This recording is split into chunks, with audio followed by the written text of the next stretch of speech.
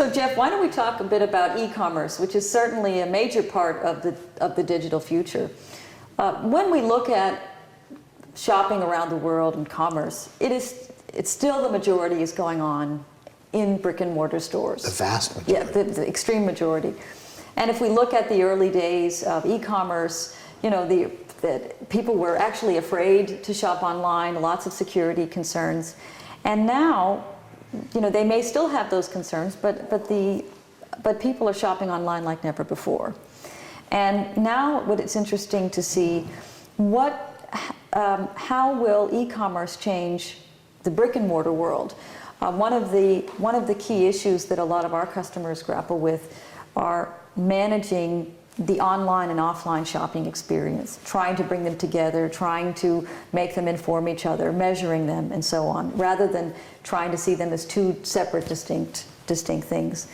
But what I wonder is, will we have the death of brick and mortar in certain ways because of the internet? And some of the things that you've pointed out, we can talk about the drugstore industry in America, for example, or what's happening with the funeral industry, even moving online.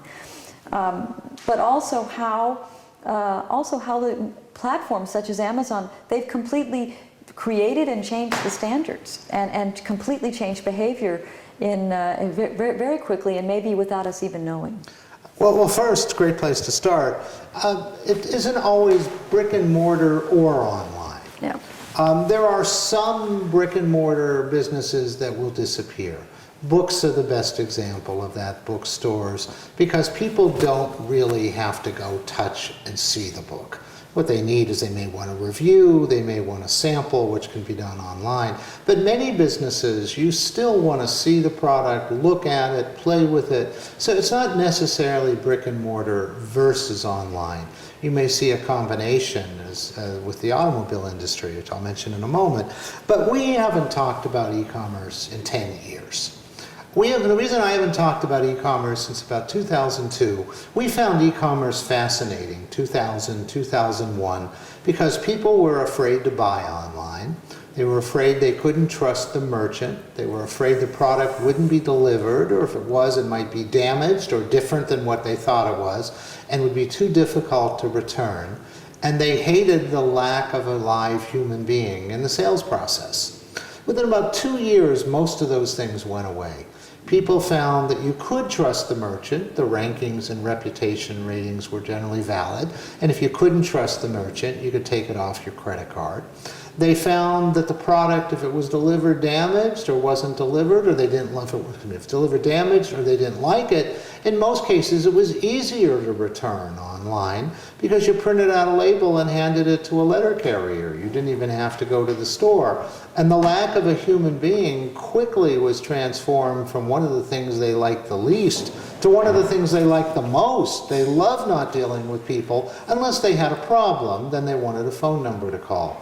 So that was all figured out by 2002, and for the next 10 years, the only headline, it was an important one, but not a very interesting one, is e-commerce is growing. More people are buying, they're spending more money. But then about a year and a half ago, we started to see some really profound changes coming about from things not just in the US, but things like Amazon Prime, where at a US rate, $79, you get unlimited second-day shipping from very reliable shippers. You can even track from the moment you buy it, and you know exactly what time on the second day it will arrive. And of course, since it's unlimited, it's not volume sensitive. You don't have to think, do I want to use this? And since you paid the $79 at the beginning of the year and used it for a year, it felt like it was free. It wasn't. You paid $79. But all of a sudden, with unlimited second-day shipping, what people started to buy changed. Now people are buying toothpaste, floss, deodorant, batteries. Half the diapers in North America are sold online and sold through subscription models where they determine how many you need and you can adjust up or down. And the thing about diapers is you need them from the day you need them till the day you don't need them, and every day in between. And diapers are big and bulky, So all of a sudden, they're not heavy, but they're big. Now you don't have to put them in your car. Yeah. You don't have to transport them, and you get them delivered to your door cheaper. And when you're talking about things like adult diapers, you also minimize any kind of an embarrassment factor. So now we think it's the corner drugstore that, just like the bookstore, that's never going to go out of business, but it's going to see some of its best sales disappear. Because the only reason to go to a corner drugstore now and buy a battery is if you need one in the next 2 hours. And sometimes you will, and you may actually have to pay dearly for the privilege of getting it in the next 2 hours. We've seen now Amazon wants to get into the fashion industry. Jeff Bezos is saying, if I'm going to spend a couple of dollars to ship a box to your house, I'd rather it contain a $1,000 dress than a $2 box of batteries. And he's right. And they even want to get into the automobile purchase experience. They want to take that over from the dealer. All dealers need to be in the future are places that are service centers and offer a way to take a test drive, because that's still a purchase you will not make until you can see and touch. But Amazon wants to both handle the purchase process and deliver the car to you. So all of these businesses that have not been affected, up until now it's been music stores and bookstores and increasingly electronic stores. And electronic stores, it's horrible what's happened to them.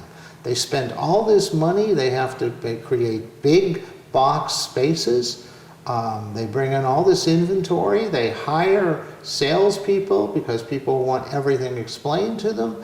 And some salespeople, this process that's gotten this name showrooming, some salespeople complain that somebody will spend a half hour of their time and doesn't even have the decency to leave the store before they go on their mobile phone and order it from Amazon.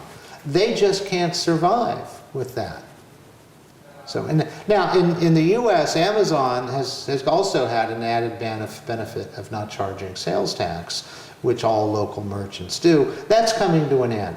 And I would argue not charging sales tax gave them an essential edge 10 years ago. I don't think it's going to make any difference now that shipping seems to be free, their prices are good, and the convenience is on top of it. So I think paying sales tax only levels the playing field a little bit. Thank you, Jeff.